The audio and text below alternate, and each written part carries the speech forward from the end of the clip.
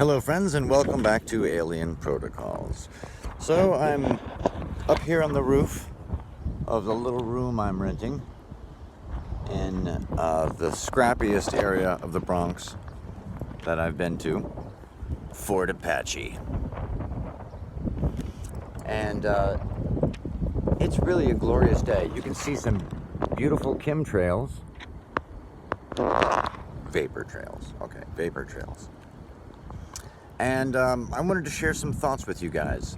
Some kind of speculation, but fun speculation. Speculation based in logic and science, and they could be frighteningly true. So let's dive into a couple of these.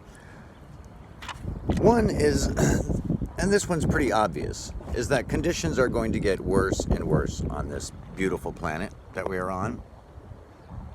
That around January we likely reach the peak of modern civilization, where human beings can live such a disposable life, not recycle everything, and the damage to the environment and blah blah blah.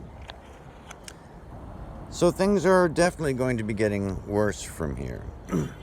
It takes any basic mathematician to look at our population growth versus our resources, and you can see we're going to have a lot of problems.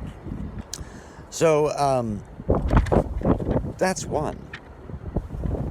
But when looking at life forms from another universe coming to visit us, and the government just released those videotapes last year, was the year before last even, those 3 encounters, and the recordings are incredible if you have not seen them. And so we see these craft, and there's so many thoughts that go through your mind. You know, are these aliens? Are they machines? There's so many reports of beings, biological beings. So you have to ask yourself, what are they really? If they're from an advanced civilization, we can't really tell anything, because an advanced civilization can choose to appear like anything it wants. It's a very powerful and important thought.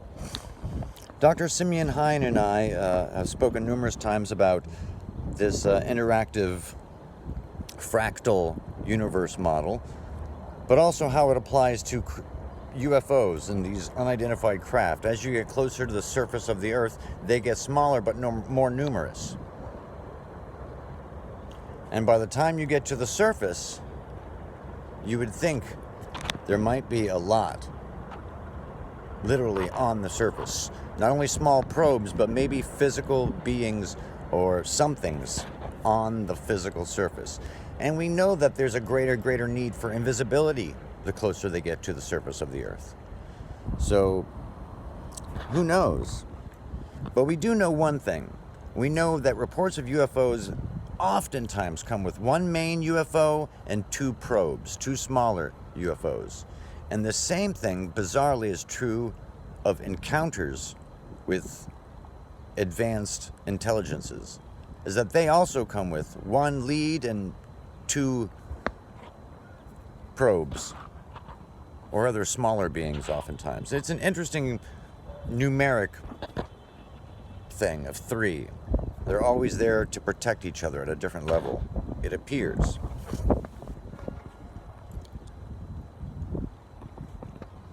The frightening thought about UFOs and aliens, to me, is that most biological life forms in the universe, most likely, almost all of them, would go post-biological, meaning they would give up their physical, biological bodies for something more permanent, something that has more benefits to it. For all sorts of different amazing reasons, they would want to give up their biology. They could be immortal and communicate through another one of their species, could see through the eyes of another one of their species. So many things. So post-biological civilization is fascinating to think about. What would it be like? Would it be straight hive mentality? Well, in terms of on our planet, there are ingenious ways of trying to find these advanced civilizations and their surveillance of us. There's a way to do some counter surveillance on them. If you're clever, you could think of some of your own. I don't want to mention too many here because I don't want to give anyone any hints, but you can be sure the government knows most of these. But you might find that certain geographical areas of egress from big cities to other big cities might have a tendency to have more frequency than other places. For example, Nazca. The Nazca lines have been there for a long time. And UFOs have been seen for a long time flying from the ocean there across the Nazca Plains right into the heart of the rainforest. And if you believe, like many, that these advanced civilizations are taking biological samples from this planet, of course they would be going to the rainforest and be doing it for a long time since there's so much life there. And thus, the people created designs on the Nazca Plains there. So, as is suspected, the U.S. government and others have a observation post right in that area. In fact, a series of radar stations and more. They have a very aggressive program. It's top secret, but the lid's been popped off by a couple whistleblowers. They are also trying to shoot down these craft and have for over 10 years. And that is in Peru, on the border of Peru there. So it's fascinating to think about these beings, and as time has passed, we are seeing more and more UFOs of different types, different kinds. And it makes me wonder, is it possible that all of these different sightings, all of these different beings, the ones that are real and not mistaken for other things or government black projects or all the other reasonable explanations, if you take all the other UFOs and creatures, could they all be from one von Neumann probe?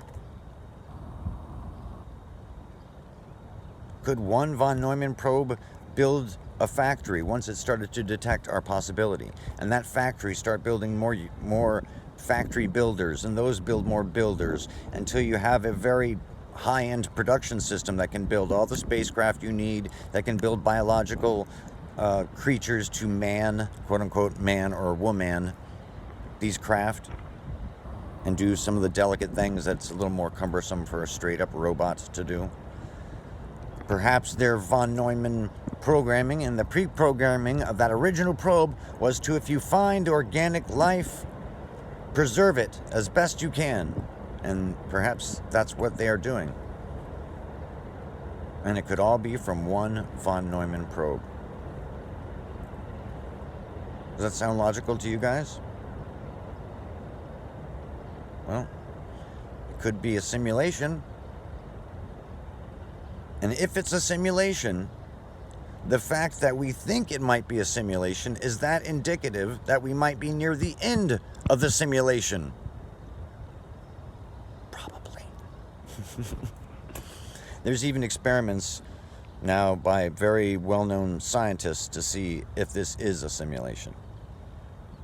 And if he detects it is a simulation, he'll probably go, hey, it's a...